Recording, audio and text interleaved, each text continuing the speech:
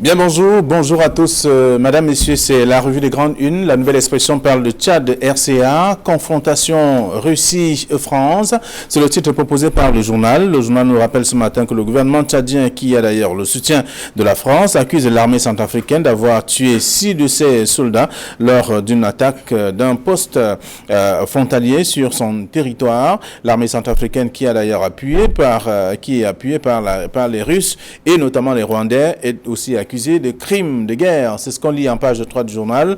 La nouvelle expression ce matin qui parle aussi de crise. Ce que faisait Aïdjo, un ancien commissaire de police, donne d'ailleurs un témoignage poignant sur la vieille garde des forces armées et des polices de 1960 à 1972. C'est un dossier à lire dans le journal La nouvelle expression ce matin qui parle également des Bolova où le calvaire des retraités touché son salaire est devenu donc un véritable parcours du combattant pour les salariés du secteur public. C'est à lire en page 4 du numéro ce matin qui parle aussi des sœurs miniers. Une collaboration fructueuse.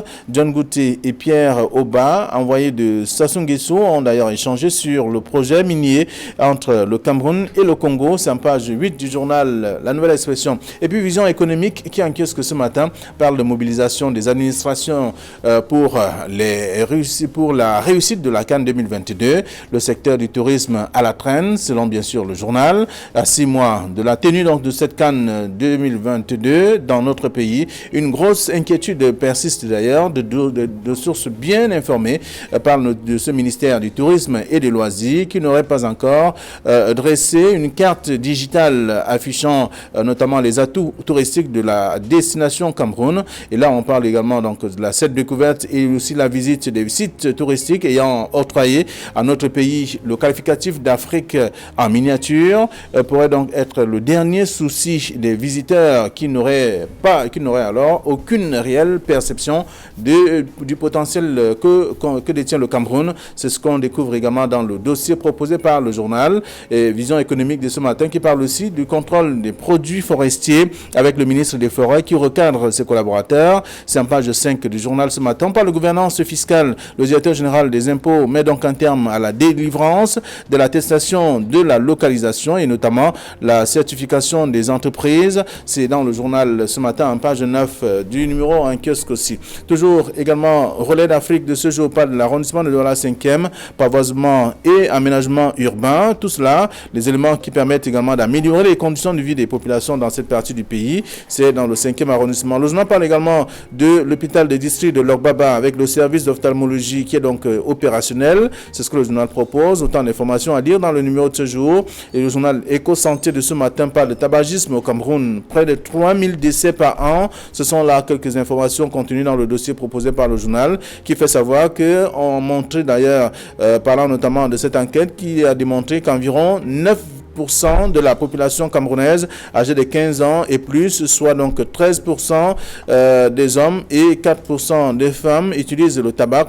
La même enquête révèle que 36% donc des Camerounais sont des fumeurs passifs, à lire dans le dossier proposé par le tabloïd de ce matin, disponible en kiosque aussi. Le journal Émergence parle de la crise anglophone avec le Ghost Town qui continue toujours de paralyser l'économie et bien d'autres activités dans cette partie du pays, deux régions en tout cas, le nord-ouest et le sud-ouest. Et on parle également de Batouri où 7 personnes ont été ensevelies après notamment un éboulement de terrain dans cette partie du pays également. C'est à l'est de Cameroun. Le journal Kalara parle de nécrologie, vie et mort de l'ancien procureur général Rissouk Amolon. Selon bien sûr le tabloïd de ce matin, le haut magistrat à la retraite s'est donc éteint à Yaoundé à l'âge de 88 ans. Retour sur les derniers instants de vie et notamment le riche parcours de l'une des figures les plus marquantes donc de l'histoire de la justice camerounaise, à lire en page 3 du journal ce matin. On parle de dite des fonds Covid-19, le vrai rapport de la Chambre des comptes attendu jeudi prochain. C'est ce que le journal propose également ce matin. Autant d'informations à lire dans le journal Kalara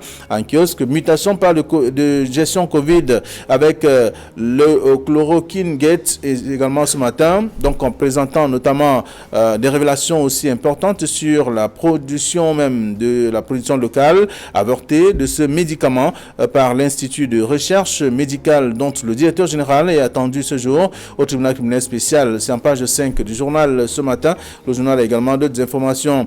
Puis le journal économique quotidien parle d'entreprise. L'État veut évaluer les performances de la Camouata. C'est ce qu'on lit dans le numéro en kiosque ce matin.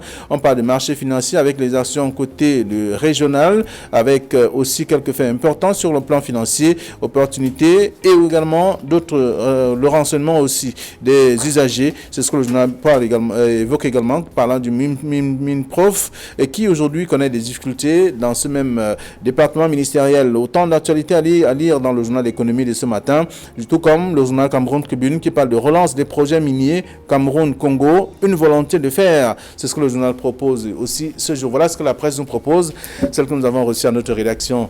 Casimir Désiré Tagne, bonjour et bienvenue. Bonjour Flavien. C'est pas le mercredi de Casimir, on sait. Je sais que justement les téléspectateurs ont été surpris de nous voir un mardi. C'est votre tribune, c'est la tribune des directeurs de publication. Mais je suis toujours disponible à les servir autant que possible. Et j'en profite pour saluer le doyen Kaminele que je retrouve avec beaucoup de plaisir. Vous savez, quand on lançait cette émission il y a une dizaine d'années, il y avait le duo Casimir-Kaminele. Bien entendu, merci d'être là. Kaminele, bonjour. Flavien Valondongo. Bonjour Fomunku, parce que ça c'est votre nom de notable du village. Exact. Fomunku.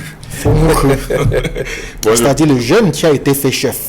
Ouais. C'est ça la traduction. Bonjour téléspectateurs d'Equinox Télévision. Merci d'être là. Alors qu'avec la nouvelle expression ce matin, Tchad de République centrafricaine, confrontation Russie-France. Avec cette image, on voit bien qu'il y a le gouvernement tchadien qui a d'ailleurs le soutien de la France, qui accuse l'armée centrafricaine d'avoir tué 6 de ses soldats lors d'une attaque d'un poste frontalier sur son territoire. Justement, le dimanche passé, on a lu un cinglant communiqué venant du Tchad où le ministre des Affaires étrangères accusait vertement et ouvertement la Centrafrique d'avoir perpétré une sortie, et le résultat c'est 6 soldats tchadiens qui ont été tués en terre tchadienne par les Centrafricains. Mais derrière cette guerre entre le Tchad et la Centrafrique, on voit 2 mastodontes, la Russie et la France. On suppose que la France soutient le Tchad et de l'autre côté ce sont les Russes ou bien la Russie qui soutient la Centrafrique. Donc c'est un combat qui ne dit pas son nom. On pouvait même associer dans une moindre mesure, la Chine, parce que vous savez que la Chine, c'est un pays qui monte et qui est en train de s'installer progressivement dans certains États africains.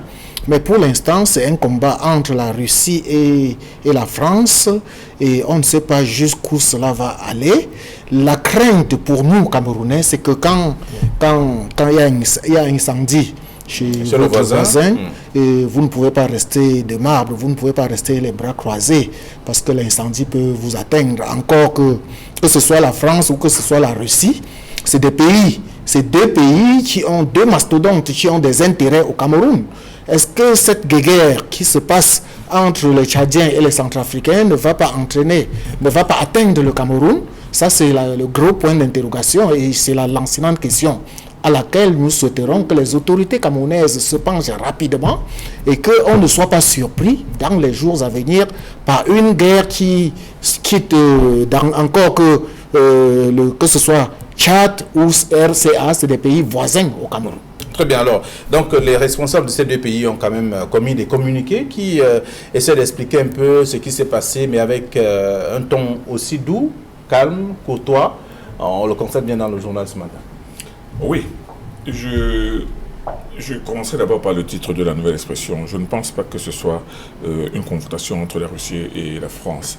On pourrait peut-être parler de nuages qui sont en train d'assombrir le ciel au niveau de la frontière tchado-centrafricaine, mais de là à penser que c'est une confrontation directe entre ces 2 puissances, moi je n'irai pas jusque-là, ou du moins pas encore. Il est vrai qu'on sait que la Russie aujourd'hui est fortement impliquée dans l'aide à la reconstitution d'une armée en Centrafrique, et ce ne peut être qu'une bonne chose, parce qu'on savait très bien que la République centrafricaine n'a pratiquement pas d'armée depuis plus d'une quinzaine d'années. C'est ce qui a donné la possibilité à des groupes armés de venir, de s'implanter, de faire la loi et de continuer à maintenir le pays dans une sorte de situation de guérilla permanente, avec une multitude de groupes armés qui tiennent le gouvernement par la barbichette. Bon, de l'autre côté, la France, qui a toujours été très très à côté du Tchad, et qui est installée même au Tchad, qui a une base, la fameuse base Barkhane à l'aéroport de N'Djamena, qui a soutenu pendant longtemps le régime d'Idriss Déby, et qui a mis un point d'honneur à ne pas lâcher le Tchad au moment où Idriss Déby est mort brusquement. Bon, qu'est-ce qui s'est passé? Il s'est passé effectivement, il y a un incident qui s'est passé, c'est-à-dire qu'au niveau de la frontière du Tchad et de la Centrafrique, il y a eu des rebelles, ces groupes rebelles centrafricains qui étaient en train d'être poursuivis par l'armée centrafricaine, et soutenue bien entendu par des conseillers techniques russes. Et arrivé au niveau de la frontière, que s'est-il passé? Est-ce que ces rebelles centrafricains sont-ils venus se réfugier dans le camp tchadien? Ces rebelles centrafricains se sont-ils confondus aux Tchadiens? Toujours est-il qu'à un moment donné, il y a eu un échange de coups de feu entre les militaires de l'armée centrafricaine et les militaires de l'armée tchadienne. 2 ont été abattus là, au niveau de la frontière, mais seulement il y en a 5 qui ont été arrêtés, pris en otage et traînés sur le territoire centrafricain et exécutés froidement. Et bien évidemment, cela a mis le CMT dans une rage non seulement légitime, mais folle. Et immédiatement, il a commis un communiqué à travers lequel il interpelle, il prend en témoin la communauté nationale, continentale et même internationale sur les faits graves qui viennent de se passer, qu'il qualifie de crimes de guerre. Bon, en réaction, le gouvernement centrafricain s'est voulu assez souple, a demandé qu'il y ait une enquête et tout cela. Bref, il a essayé de mettre la pédale douce, mais comme vous pouvez comprendre, ce qui peut se passer dans la tête des dirigeants actuels du Tchad qui viennent de perdre leur maréchal, qui sont en pleine période d'instabilité ou bien de reconstruction, et maintenant qui se trouvent face à des rebelles qui viennent d'ailleurs et qui viennent tuer leurs soldats à leurs frontières. C'est une situation assez compliquée. Bon, il est certain que et la France et la Russie devront s'impliquer dans la recherche, non seulement de la compréhension de cette situation, mais certainement à l'aplanissement. Mais le temps n'est vraiment pas à celui de la confrontation. Alors vous, le titre n'est pas de votre avis, de toute façon. Oui, c'est pas une confrontation entre la France et la Russie, non. Je pense plutôt que c'est une confrontation, une situation assez délicate entre la Centrafrique et le Tchad, et non entre la France et la Russie. La France soutient certes le Tchad, la Russie soutient certes la Centrafrique, uniquement dans le cadre de la reconstruction de son armée, je l'ai dit, le Tchad. Mais de là à voir les deux pays qui sont en train de se regarder en chien de faïence, moi je pense que c'est pas comme ça qu'il faudrait voir ce problème. En tout cas, le journal a proposé un traitement ce matin. Vous voulez vous Oui, parce que tout à l'heure, vous avez dit que le ton un peu doux de ce communiqué présage qu'il n'y a pas grand-chose et autres. Non, moi je ne pense pas. D'ailleurs, dans le communiqué signé du ministre tchadien, il est bien dit que cette attaque ne saurait rester impunie. Absolument. Donc, il faut s'attendre à des choses qui peuvent arriver. Et vous savez que la deuxième, que ce soit la Deuxième Guerre mondiale ou la Première Guerre mondiale, c'est toujours par une petite étincelle que tout démarre. Donc, on ne sait pas jusqu'où cela peut arriver. Et le doyen a bien fait de décrire exactement ce qui s'est passé entre la Centrafrique et le Tchad, avec les meurtres en série et autres. Et surtout, qu'ils prennent à témoin, ils parviendront de toute façon à la communauté internationale, la MINUSCA, l'Union africaine, la CAC et autres. Donc, il faudrait donc... il y a un problème diplomatique qui est en train de se poser et qui risque de se dédoubler en un problème militaire. Alors, vous aurez l'occasion de lire le traitement de cette autre actualité dans le journal ce matin. La Nouvelle Expression en page 3 précisément. On parle aussi des crises, ce que faisait Ahidjo à travers ce qu'un ancien commissaire de police donne d'ailleurs comme témoignage dans une période bien donnée, entre 1960 et 1972. Il avait sa méthode à lui de gérer les crises. Oui, il avait sa méthode à lui. Il faut comprendre aussi le contexte. Le Cameroun était en pleine, en pleine construction. Le Cameroun venait d'accéder à la souveraineté internationale en 1960. Entre 60 et 70, il y avait effectivement beaucoup d'instabilité. À l'intérieur du Cameroun même, il y avait une guerre civile vraiment larvée, surtout dans la partie ouest du Cameroun, parce que ce n'est pas parce que certains raconteurs d'histoire nous parlent d'une lutte pour l'indépendance, mais il y avait un terrorisme vraiment profond avec des meurtres et des assassinats et des destructions de biens terribles entre le département de Mungo et celui de ce qu'on appelle aujourd'hui le Honka.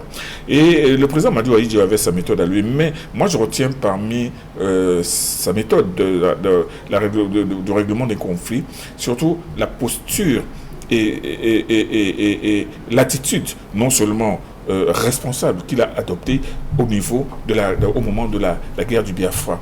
Au moment où le colonel Ojoko a décidé de créer l'État du Biafra et maintenant de s'attaquer à l'État fédéral en créant une armée, une rébellion, soutenue d'ailleurs par la France, financée par la France en armes, en munitions et même en mercenaires. Le général de Gaulle, qui était le grand patron de la France-Afrique, avait demandé, et alors que le général de Gaulle avait le soutien non seulement du président Houphouët-Boigny de Côte d'Ivoire, mais aussi le soutien du président Omar Bongo, et Omar Bongo au Gabon, où il existait un camp d'entraînement des mercenaires français qui allaient combattre au Nigeria. Le général de Gaulle avait donc demandé au président Ahidjo d'ouvrir un corridor qui permettrait que les armes et la logistique qui viendraient du Gabon traversent le Cameroun pour entrer au Nigeria à travers le sud-ouest et le nord-ouest. Le président Ahidjo avait répondu qu'au moment où il est en train de construire son pays, il ne peut pas entrer et être complice de la destruction de notre pays. Okay. Cette attitude du président Ahidjo avait fait que jusqu'à la mort de Gaulle, les deux hommes d'État ne se sont pas parlé. Ok, alors donc c'est ce que le journal propose ce matin. Vous aurez aussi l'occasion de lire le dossier en question de la page 10 à la page 11. Casimir Désiré Tagné, ce que faisait Ahidjo, il écoutait certainement des personnes en colère avant de prendre des décisions aussi. Il faut dire que Ahidjo a gouverné le Cameroun avec une main de fer dans un gant de velours. Oui, vous le savez. Je crois qu'il y a beaucoup d'exemples qu'on pouvait prendre, que ce soit le cas du Gabon, le cas de la Guinée équatoriale, bref, tous les voisins du Cameroun. Aucun voisin du Cameroun ne pouvait oser faire ce qui est en train de se passer entre le Tchad et la RCA aujourd'hui sous l'ère Ahidjo. Mais il faut dire aussi que ça, c'était l'ère Ahidjo. Ce n'est pas l'ère Biya. À l'ancienne époque, on pouvait faire certaines choses qu'on ne peut le faire aujourd'hui. D'ailleurs, Paul Biya, qu'on le veuille ou pas, a sa méthode. Et on l'a vu avec la guerre de Bakassi, où Paul Biya a appliqué sa méthode, et beaucoup de gens se demandent même comment est-ce que Paul Biya a pu éteindre cette guerre qui pouvait dégénérer et qui pouvait décimer les deux populations, celle du Nigeria et celle du Cameroun. Donc, on ne peut pas dire que ce que faisait Ahidjo est contraire. C'est peut-être contraire, mais c'est chacun avait son temps, avec son air et sa stratégie également. Donc, c'est deux périodes différentes qu'on ne saurait jamais comparer. Voilà, donc on va lire le dossier dans le journal ce matin. Et il y a aussi le journal Vision économique qui parle de mobilisation des administrations pour la réussite de la CAN 2022. On le constate d'ailleurs, dans le secteur du tourisme à la traîne jusque-là, selon le journal. Ça, c'est un grand titre qui plaque la grande une du journal Vision économique ce matin. C'est un titre pertinent. En effet, la CAN, c'est Total 2022, c'est dans 6 mois. Et il faut avouer que il y a une sorte d'inquiétude qui persiste parce que jusqu'à présent, il n'y a encore aucun document capable de présenter les potentialités touristiques du Cameroun, que ce soit sur le plan hôtelier, que ce soit même sur le plan des sites touristiques. Vous savez, jusqu'à une certaine période, le Cameroun avait été considéré comme l'Afrique en miniature, puisque le Cameroun est le seul pays qui regroupe sur son sol toutes les alors, le qualificatif a été retiré au Cameroun. Pardon? Le qualificatif lui a été retiré, je veux dire au Cameroun. Non, le qualificatif en miniature. Disons que ce qualificatif ne flotte plus très haut. le fleuve plus très haut, il est vrai qu'il y a des tas de problèmes. Il y a par exemple le Boko Haram du côté de l'extrême nord et du nord, où l'on trouve vraiment un énorme éventail de potentialités touristiques, que ce soit Ouaza, que ce soit les montagnes, que ce soit les vallées, les réserves d'animaux, que du côté du sud-ouest et du nord-ouest, où il y a la montagne, où il y a la forêt. Bref, il y a aussi que certains événements extérieurs, mais vraiment certains événements intérieurs empêchent le développement du tourisme au Cameroun. Mais là où le journal Vision économique met le doigt aujourd'hui, en réalité, c'est non seulement sur le fait que ces potentialités touristiques ne sont pas exploitées, c'est vrai, à cause de problèmes endogènes, mais seulement ne sont pas suffisamment mis en exergue par le ministère du Tourisme, qui, il faut aussi le dire, à sa décharge, est l'un des ministères les moins subventionnés. La cagnotte du ministère du Tourisme est l'une des plus petites. Évidemment, ce qui ne peut pas permettre... À-t-il la faute? La faute est au gouvernement. La faute est au gouvernement qui ne donne pas suffisamment de moyens au ministère du Tourisme pour éclore et pour travailler. Regardez, par exemple, et quand je dis que le ministère du Tourisme est vraiment mal à l'aise, regardez, par exemple, au niveau de la région de l'Ouest, là où on avait prévu un stade à Bafoussam, avec maintenant une sorte de financement des hôtels destiné à accueillir des éventuels touristes qui viennent de ce côté-là. Vous imaginez qu'avec le stade qui se trouve à Bafoussam, on a préféré aller construire des hôtels à Bana, à 80 km de Bafoussam, à Bangou, à 75 km de Bafoussam, en laissant par exemple un hôtel 5 étoiles qui est en construction, qui est achevé aux 3 quarts, qu'il fallait financer. On a refusé de le financer, et alors qu'il présente 150 chambres, une superficie de 6 hectares et avec une offre extraordinaire, on a refusé, on a préféré aller demander à ceux qui étaient chargés de décision de dire. C'est donc pour cela que je suis en train de dire qu'au niveau de l'offre des hôtels, au niveau maintenant de l'offre touristique, il se dit que la vision économique a constaté qu'effectivement, le ministère du Tourisme n'a pas eu cette possibilité, n'a pas les moyens d'offrir une sorte de vision de l'offre touristique et d'accueil du Cameroun. Alors, donc il n'y a pas, le journal rappelle quand même qu'il n'y a pas toujours à ce niveau une nouvelle carte touristique qui permettrait à ces étrangers de pouvoir s'amuser ou je voudrais faire des tours et découvrir ces sites touristiques. Et justement, la carte touristique devrait être une urgence par rapport à la CAN qui arrive dans 6 mois. Dans 6 mois seulement, on aura la CAN. Moi, je dis, Vision économique a fait quelque chose de très important.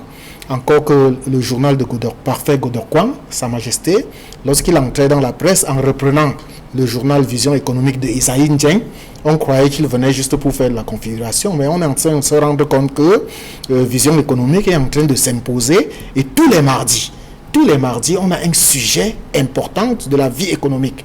Aujourd'hui, Vision économique a mis le doigt sur les problèmes touristiques et l'on se rend compte qu'au-delà de tout, déjà je voudrais rappeler au doyen Kaminele que s'il y a des hôtels à l'ouest, du côté de Bana ou bien du côté de Bangou, ce n'est pas le gouvernement qui les construit, ce sont les privés qui ont construit leurs hôtels. Je parle de la subvention qu'on a donnée. Et ils ne construisaient pas, ces privés ne construisaient pas leurs hôtels pour attendre la CAN. Ce n'est pas uniquement pour la CAN. Il s'est avéré qu'on a constaté que c'est des hôtels qui peuvent accueillir la CAN. Donc, c'est le cas aussi de l'hôtel Endo. Bon, voilà. Et je veux vous confirmer, je vais encore vous dire, mon cher doyen, que lorsque vous parlez du budget du ministère du Tourisme, c'est chaque ministre qui doit donner le ton, qui doit donner le là à son département ministériel. Bello Bouba Maïgari, bien que ministre d'État, depuis qu'il est là, on n'a pas encore vu exactement qu'est-ce qu'il a fait pour implanter le développement du tourisme au Cameroun. On lui donne quoi pour le faire? Il doit le faire. Il doit présenter une feuille de route, un carnet de travail, de développement et tout. Il ne le fait pas. Il ne le fait pas. Il le fait. Ils doivent commencer. Mais vous croyez que le département des transports, comme vous voyez bien comment le ministre Ndale se parle de l'autre côté, vous croyez que le département des transports est plus à l'aise que le tourisme? Non. Moi, je ne pense pas. Donc, chaque ministre, là où il doit fonder, je vais vous prendre un exemple.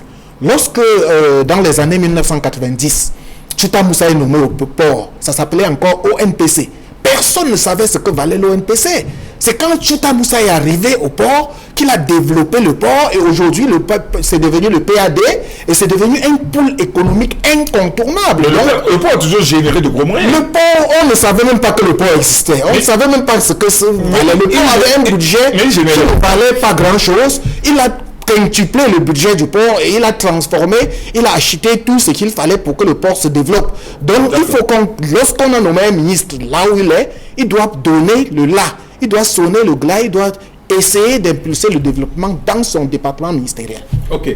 Alors, c'est ce que vous aurez à lire dans Vision économique ce matin qui parle de la mobilisation des administrations pour la réussite de la CAN 2022. Et là, avec le secteur du tourisme qui est donc à la traîne, c'est le titre proposé par le journal. On va parler éco-santé qui s'intéresse au tabagisme au Cameroun avec près de 3000 décès par an.